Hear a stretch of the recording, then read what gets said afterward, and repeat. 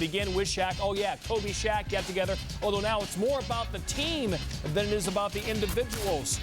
Shaq up 3-1 in that personal one-on-one battle. First quarter, Shaq draws a double team, kicks out to Amari Stoudemire. He hits the perimeter jumper. Shaq on the defensive side of the ball. On Lamar Odom, bump block. Shaq pulled after a fast-paced first 3 minutes. They get him out early. I need some help. Offensive end, turn around quick.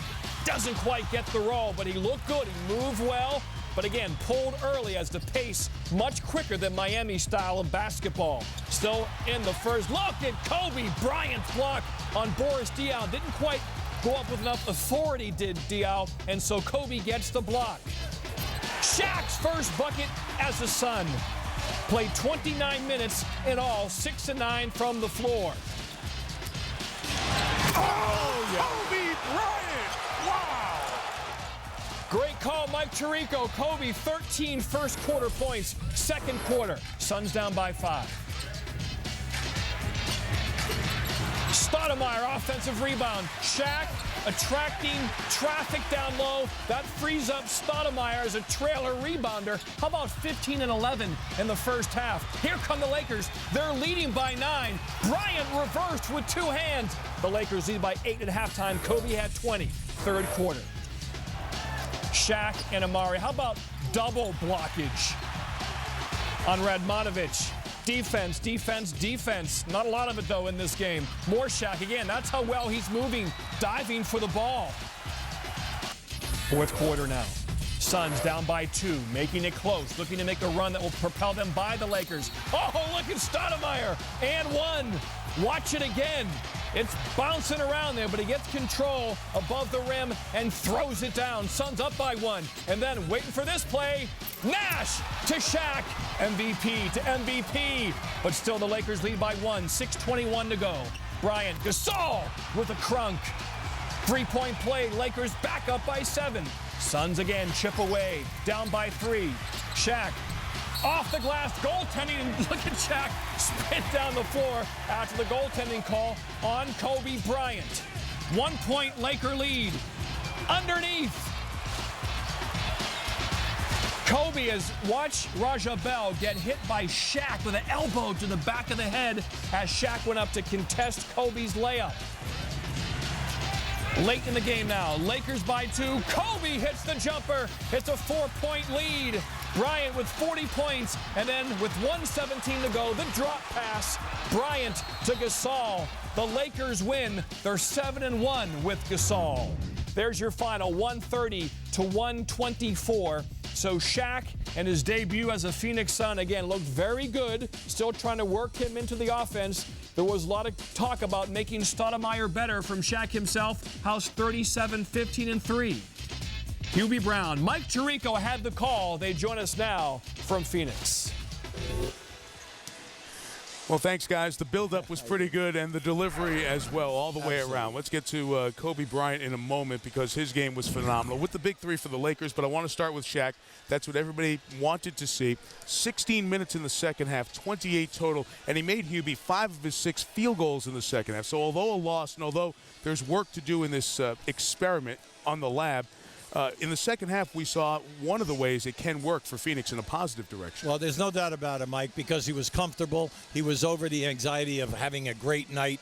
And then all of a sudden you play him man-to-man, he's going to take advantage of you. He rebounded the ball. He did an excellent job. Now, the 15 points, the 6 for 9 from the field, okay. But he had 9 rebounds in 28 minutes, the 2 blocks with the 27 touches there. So I would say that he came in and he gave them probably more than what they expected here this evening because he has not been playing game NBA basketball. He hadn't played a game in a month, 4 games in about 7.5 weeks, and his mobility looked very good. So that's for down the line, and we'll see them against Boston on Friday on ESPN, Sunday against Detroit on ABC. So they're jumping into the deep water with Shaq. Kobe, just his 90th 40-plus point game. It was just a joy to watch because, as you said, it's been all year. There's an efficiency about it within the team game. Still the dominant best player on the floor. Absolutely. And his upper body strength, he showed us so much tonight.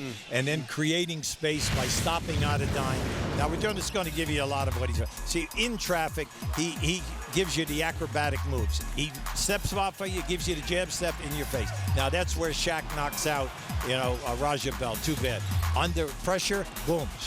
Kobe right in your face. Now, keep an eye on these three guys. Ryan, 16 for 25, 40. Gasol, 13 for 19. Odom, 9 for 17. Well, those three people only shot 62%. They did a miraculous job. Now, there's a stat in this game which Phil Jackson's going to be happy about. All of these points, only 9 turnovers. That's great team play, Mike. And that's the second of a back-to-back. They played at home and beat Atlanta the night before. And the big headline, I know the attention is on Shaq and Kobe and all that stuff.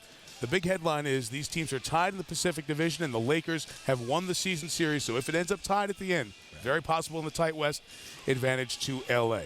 Lakers, Suns, maybe we will see them for a third straight playoff. Wouldn't that be fun? Back to the studio. Okay, we Stu Scott, Bill Walton, Stephen A. They're going to run the three-man weave on this Suns-Laker game later in the show. Tim Legler and I, we're going to work the two-man game right now. And real quick, 254 points in this game. Are you surprised? You wouldn't think I would be if Phoenix is involved, but I'm shocked the Lakers gave up that many to a team in Phoenix with Shaq in his first game. Yeah, I'm a little bit surprised it was up there that high. All right, now Shaq said, he came in, he says, I'm going to make Amari a better player. How did Shaq immediately do that? Well, the biggest difference Shaq is always going to make is he occupies people just by his mere presence. And Amari Stoudemire gets 6 offensive rebounds in this game and 11 boards in the first half. And you see here, Shaquille O'Neal has 3 bodies on him trying to keep him off the board. It gives Amari Stoudemire a free run at the basket, and he is far too athletic to not put a body on. He is going to now snatch these rebounds. I expect his rebounding numbers to take an immediate spike. You saw it in this game. This has got to be something now Amari Stoudemire has really got to concentrate on, because sometimes he can drift with his concentration and his effort. He's got to make sure to go to the boards every time, because Shaq is going to draw extra bodies down there like a gravitational force. Amari is going to have space to get boards. He did it tonight.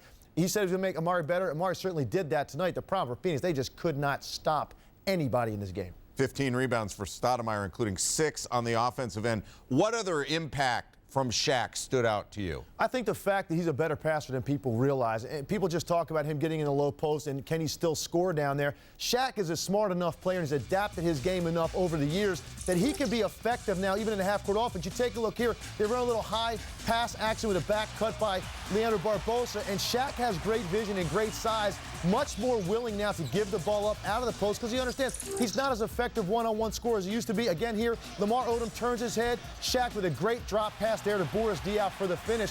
Shaq really didn't get involved in this game offensively until the fourth quarter. You know, we talk about his minutes being down. The problem with that, if you play him 18, 20, 22 minutes, a lot of times that's 5-minute stretches. That's not enough time to get a lather up and get involved in the game offensively. His minutes were up tonight, 29 minutes, but you saw what he could do from an impact standpoint on the offensive end. Really, the last 6 minutes, he got much more active in the low post. Once he got loose and got into the rhythm of the game, again, this whole thing didn't come down to Phoenix offensively. Did he slow him up? None of those things happened. It came down to the fact that the Lakers are a really good team, and they're not afraid of Phoenix at all, and Phoenix has nobody to stop this team defensively. It's a bad matchup. If they come up to the Lakers in the postseason, there's no way they're beating that team. Shaq's getting all the attention. He's the second big player to come over to the West. You'd like to lavish some attention on the first player to come, and that's Pau Gasol. Well, that's right. And, you know, Shaq, Jason Kidd, legendary players, first ballot Hall of Fame players, one-of-a-kind guys at their position. But Pau Gasol will have the biggest impact of any of these moves because he gives the Lakers now the versatility to play either way. They can play small with him at center, Lamar Odom at the 4, kind of where Lamar has been playing since he got to L.A. But when Andrew Bynum comes back, and you now can slide Lamar Odom down to the 3, and you have Gasol and Bynum out there together on that back line with Kobe Bryant at the 2, you've got the best rebounding team in the league, the biggest line in the league, but you've also got guys that can move. They're athletic. They're mobile. You saw Pau Gasol tonight. People forget about how good this guy is because of where he was playing in Memphis, who he was playing with. And as the primary guy, he was good enough to get swept 3 straight years in the first round. But as your second option, and as some nights your third or fourth, his versatility makes this team special. The addition of Derek Fisher also in the offseason. The Lakers, to me, best team in the NBA once Bynum gets back if he's healthy.